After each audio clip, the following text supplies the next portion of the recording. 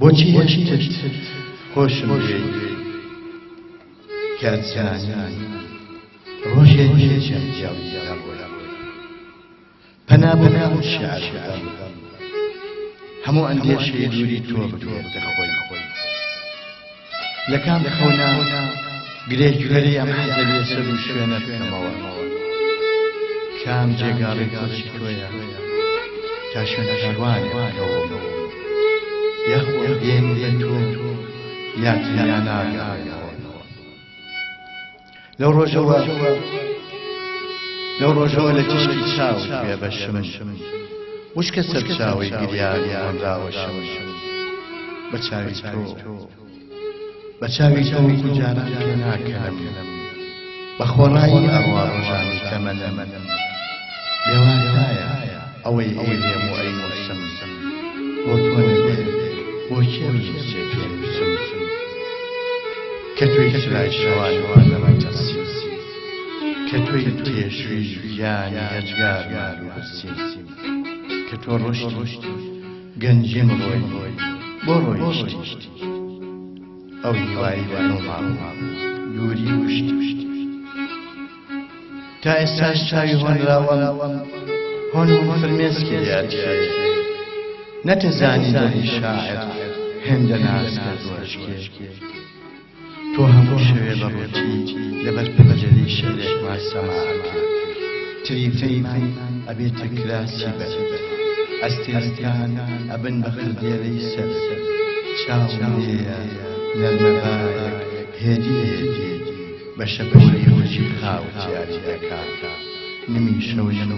بەسەر شرای وەناتەوە دادەسی نم جێگای ماچەکان بەڕووتەوە دیاری دەکات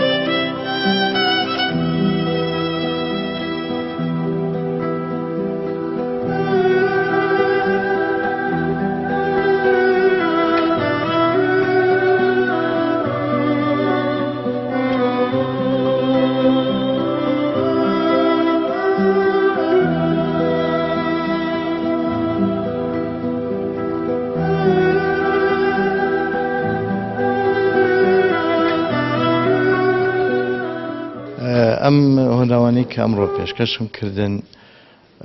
بەشێکن و هۆنراوانەی کە لە دوا دیوانە چاپ کراون کە کۆی بەرهەمەکانی 1974 تا 2007 دیارە بەرهەمی 43 ساڵ زیاتر و هەموو بەرهەمەکانی ژین هەموو شعرەکان نین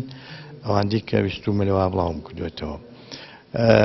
شعرەکان زۆربەی شەری دڵاری و خۆشەویستین کەمترە چێ بەلای بابەتی ترە بەڵام هەر لەمانە کۆمەڵێکی زۆری کراون بە گۆرانی نزیکەی 70-80 شاری جاتی کراوە بە گۆرانی کە هەندێکیان دەتوانم بڵێم وەکو گۆرانێکی نەمر ماونەتون ناو خەڵکە چاوەی کە ئێوارێ دامەگەڕێەوە ئەوی مامۆستا کەریم کابان و ئەوانەی ئەیوب عەلی و ئەوانەی هەندێک لەینەکانی کامەران عومەر و ئەنجا بۆ شێرکۆ تاالب و کۆمەڵێکی تردا محەممەد عەباس بارام ئەمانە ناو خەڵکار وکوڵێ جێخۆی کردوێتەوە تا ئێستش. بەڵێ دکتۆر فەریدون بەڕاستی بڵین شاعری ناودار فەریدون عەبدولبەرزنجی زۆر لەوە گەورەترە بەڕاستی لە کاتیشی کورتدا بۆ چەند دەقەیەک من باسی بکەم یان پیا هەڵدانەوە جۆرشتانە خۆی دوورە لەوە خۆی ناسانووە شاعرێکی ڕۆمانسیە شاعرێکە زۆر هێڵ و هێما یان جوانەکانی شعری کلاسیکی شتیا بینرێت لە ناو ڕۆمانسێتەکەیە ڕەگەزەکانی شعر بەگشتی جوانەکانی شعر شتێکی نییە کە فەریدون دەستی بۆ نەبردبێ و یان شعرەکانی پێ جوانتر نەکردبێ واتە لە هەموو بوارەکانە وەکو ژانێکی شعری دەوڵەمەند هەست و سۆزێکی جوان ناسک لە شعرەکانی بینرێت ڕەوانبێژیەک زمانێکی کوردی ئاسان و زۆر ڕەوان کە لە دەسەڵاتی شاعر خۆیان نەبێت کەسانی چاریچ کە ناتوان بۆ ئاسانیە بنووسن ئەوە ڕەگەزێکی زۆر سەرەکی و تایبەتمەندی و خەسڵەتێکی فەریدونە کە ئەتوانێت بە وشەی کورت و پوخت و جوان واتایەکی پڕ و چڕدا بەدەستەوە بەڕاستی شعرەکانی ڕۆمانسی جوان خۆشەویستی هەست سۆز و خەیاڵ نیشتیمانی کوردایەتی سروشت ئەو جۆرەشتانی ئامێزگر. بەڵێ من زۆر هۆگری شعری کاک فەریدونم بە حکمەوەی کەسێکی نزیکی خۆم و هاوڕێی مناڵیمە لە حەتایەکانە گوێم گرتووە لە شعرەکانی و شعرەکانی بخوێنەوەتەوە شاعرێکی بەردەوامە شاعرێکە ڕووبارێکی بە خوڕە وشەکانی شعرەکانی هەمیشە بە جوانی و سازگاریە کەونە بەرچاو کاک فەریدون ساڵ لە دوای ساڵ نوێبوونەوە لە شعریا هەیە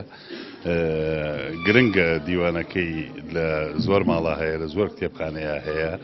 شاعرێکە لەوانەی لیریگە نووسێت شعری گۆرانیە نووسێت و زۆر شعرەکانی کراون بە ئاواز کاک فەریدون دەهێنێت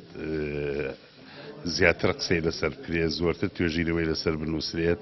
زیاتر سیمینار بکرێت سەبارە شعرەکانی و داهێنانەکانی لەو بڕۆیەدام کاک فەریدون ڕووبارێکە هەرگیز وشک ناکات ڕووبارێکی خاوێن و بێگەرد و بەخۆڕ هیوای تەمەندرێژی بووەکەم هەرچەندە ئەو پسپۆڕە پرۆفیسۆری زمانی کوردیە تێزی دکتۆراکەی لەسەر زمانە بەڵام وەک ئەدەبیش جێپەنجەی لە ئەدەبیاتی کوردیە زۆر دیارە و شعری درەوشاوەیە هیوادارم خۆی و شعری هەمیشە لە نامانە بژی. دکتۆر فەریدون عەبدولبەرزنجی یان خۆشتر بڵێم بۆ زمان فەریدون عەبدولبەرزنجی بەڕاستی من لە سەرەتای هەشتاکانەوە کە سەرەتای خوێندنەوەشم بووە یەکێکە لەو ناوانەی کە پێی ئاشنا بووم یەکێکە لەو ناوانەی هەر زۆر زوو لە ڕۆحی منە جێگە و پێگەی خۆی دروست کرد ئێستاشی لەگەڵا بێت بەڕاستیە و شاعیرە جوانە هەر خاوەنی مەکانەتی خۆیەتی ینی ڕۆژە ڕۆژ لای من ئازیزتر و خۆشەویسترە بێ شعرەکانی کۆن نابن شعری دکتۆر فەریدون ئەگەرچی هەمڕۆژ لە کۆڕەکەدا ئاماژە درا بەڕاستی کەم زۆر لە ژێر کاریگەری خۆناغیشی یان شاعرانێکی ڕۆمانتیکی کوردی لە پێشەمیانەوە مامۆستا هەردی ڕەنگە هەستی پێکرێ بەڵام بۆ خۆی دکتۆر فەریدون ئەتوانم بڵم جۆرێک سەب و ستایلی خۆی ینی شعرەکانی دکتۆر فەریدون زۆر جار بۆوانەی کە ئاشنایە و جیهانەی دکتۆر فەریدون بن بەڕاستی بە بێ ناویش تۆ هەستی پێکە ئەمە شعری فەریدونە ئەمە هەناسەی دکتۆر فەریدونە ئەوەی کە فەریدون عەبدول جیاکاتەوە لە بەشێکی زۆر لە شاعیرانی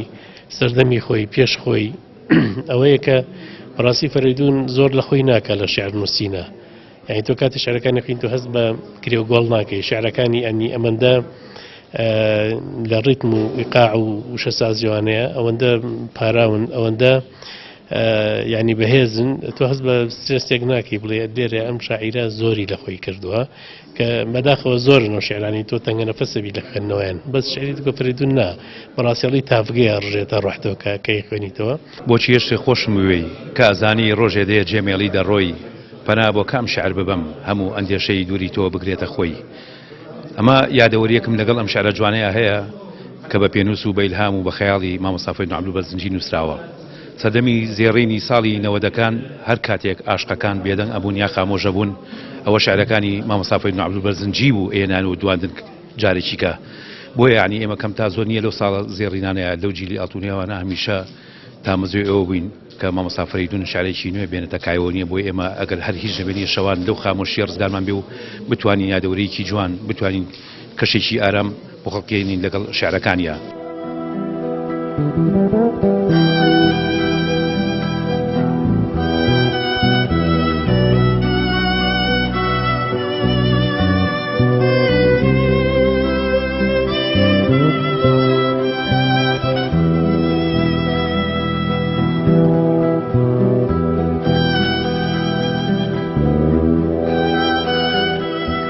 شاعری رومانسی تەنیا باسی خەمی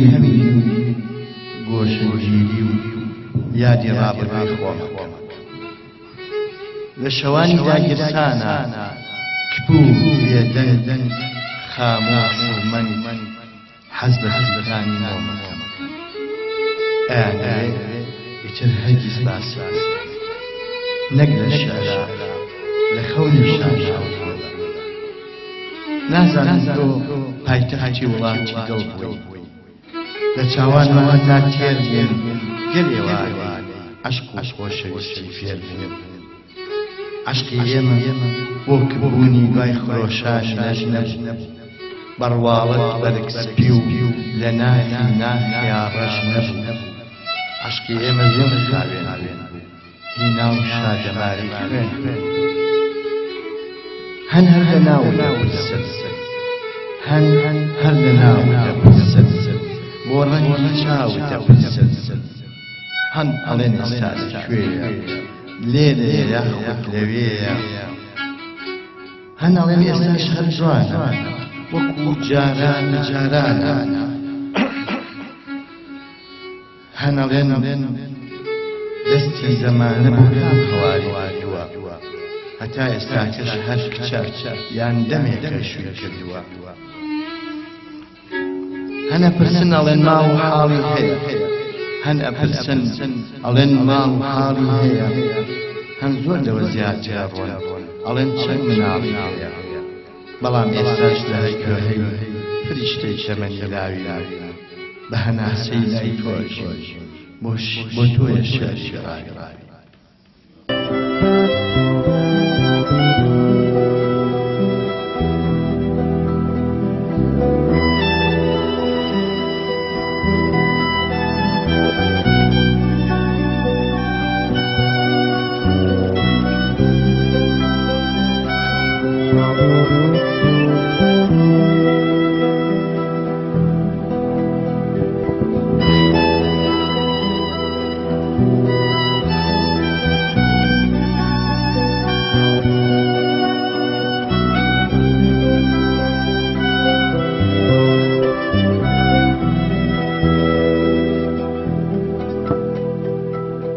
چەمکی ئەوێ هەمیشە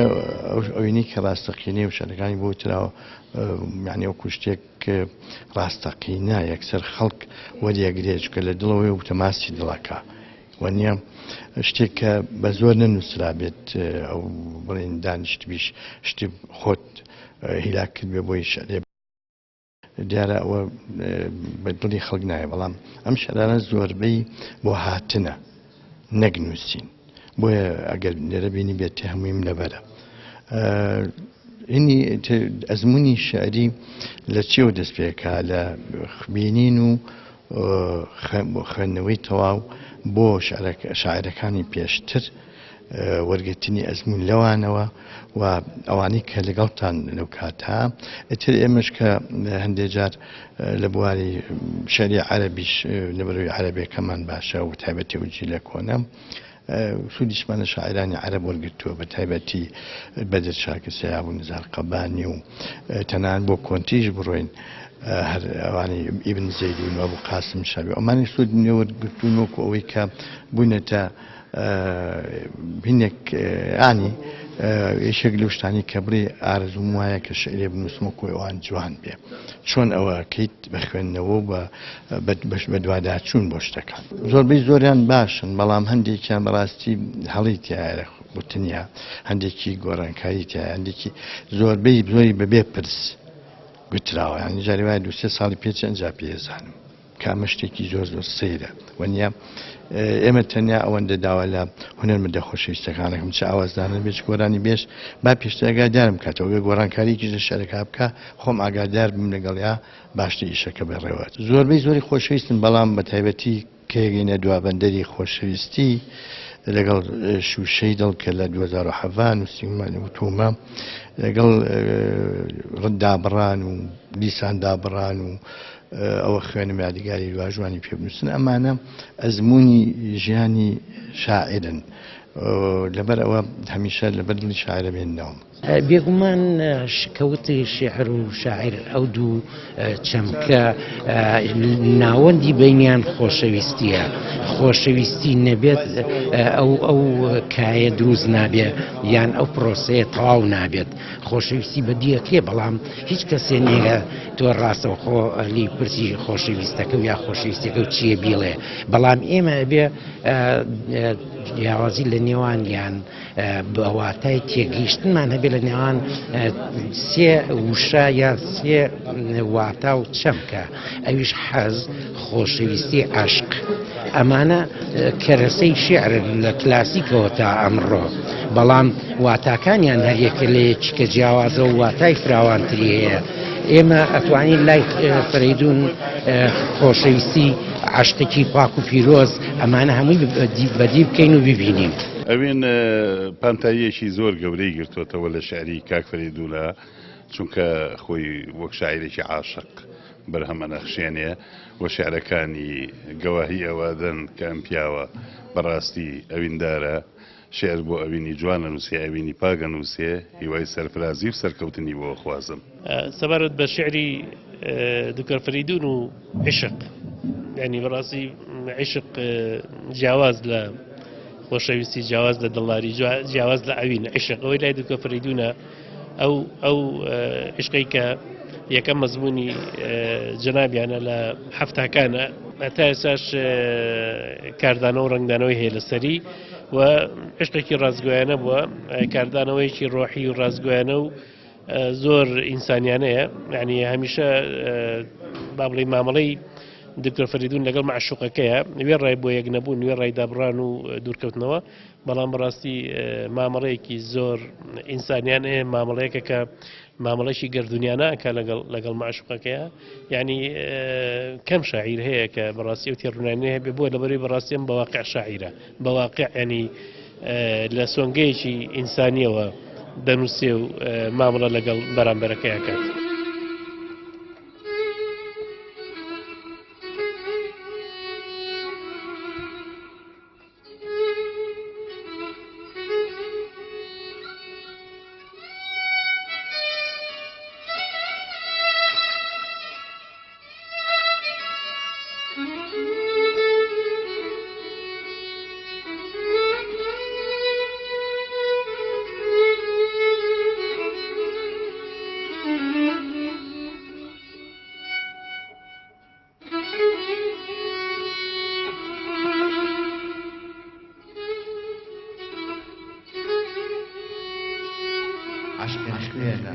بە دڵمان هات و چۆ دەکات ڕۆژ لە دوای ڕۆژ گەورە دەبێت سەوز دەبێ و شلۆ دەکات گیانە ئەوی لە من زیاتر پێ خۆشەوە